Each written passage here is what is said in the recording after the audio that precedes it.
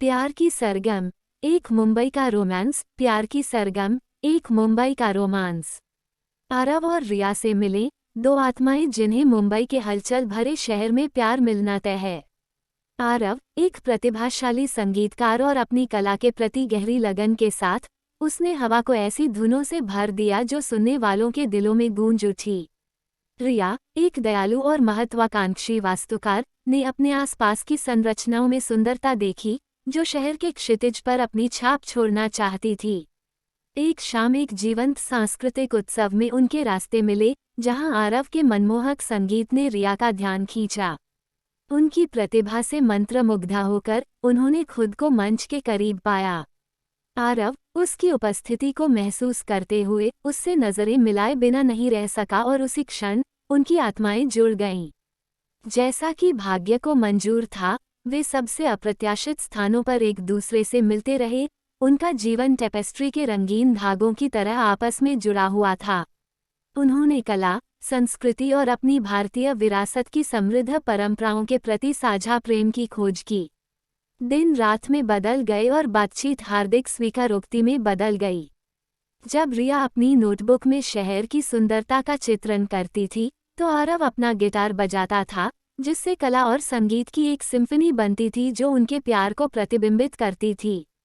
मुंबई की सड़कें उनके खिलते रोमांस की गवाह बनी। जब वे हाथ में हाथ डाले घूम रहे थे, हलचल भरे बाजारों में घूम रहे थे, स्ट्रीट फूड का स्वाद ले रहे थे और मानसून की बारिश में नाच रहे थे। फिर भी किसी भी प्रेम कहानी की तरह चुनौतियां पैदा हुईं। रिया को मुंबई से मीलों दूर दूसरे शहर में अपने ड्रीम प्रोजेक्ट को आगे बढ़ाने का मौका मिला। इसका मतलब था आरव से अलग होना और उनके दिल अनिश्चितता से भर जाना। लेकिन उनका प्यार चमक उठा और उन्होंने दूरियां अपनाने का फैसला किया, ये जानते हुए कि उनका संबंध किसी भी शारीरिक अलगाव से अधिक मजबूत था। उन्होंने एक दूसरे को पत्र लिखने और पन्नों को अपने सपनों, डर और प्यार से भरने का वादा किया। प्रत्येक शब्द में उनकी आत्मा का सार था, जो उनके बीच की दूरी को पाटता था और उनकी अटूट प्रतिबद्धता के प्रमाण के रूप में कार्य करता था। समय के साथ उन्होंने उन पलों को संजोना सीख लिया जो उनके पास थे। उन्होंने उन यात्राओं और दुर्लभ फोन कॉलों का अधिकतम लाभ उठाया जिनसे उनके दिल जुड़े हुए थे। दूरी ने उनकी लालसा को और बढ़ा दिया, आग भड़का दी जो तीव्रता से जलने लगी।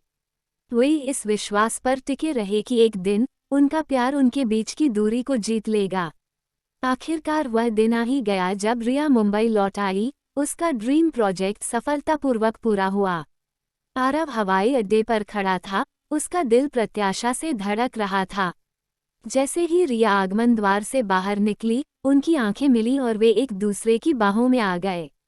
हवाई अड्डे की हलचल फीकी पड़ गई, केवल उनके प्यार का आलिंगन रह गया। उनकी भारतीय विरासत के रंगों और स्वादों से बुनी हुई उनकी प्रेम कहानी आगे बढ़ती रही।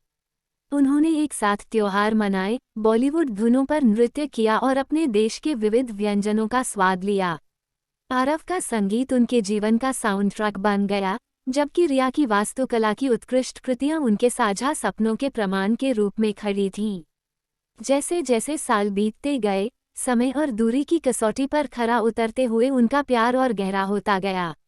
उन्होंने जीवन में आने वाली खुशियों और चुनौतियों को स्वीकार किया। उनका प्यार इन सब के माध्यम से एक सहारा के रूप में काम कर रहा था। आरव और रिया दूसरों के लिए प्रेरणा बन गए और साबित कर दिया कि प्यार किसी भी अंतर को पाट सकता है, सांस्कृतिक या अन्य। और इसलिए आरव और रिया ने प्यार, कला और अपनी भारतीय जड़ों के प्रति गहरी सराहना से भरा जीवन जिया। उनकी प्रेम कहानी इस बात की याद दिलाती है कि नियति कोई सीमा नहीं जानती, और जब दो आत्माओं को एक साथ रहना होता है तो कुछ भी उन्हें अलग नहीं रख सकता।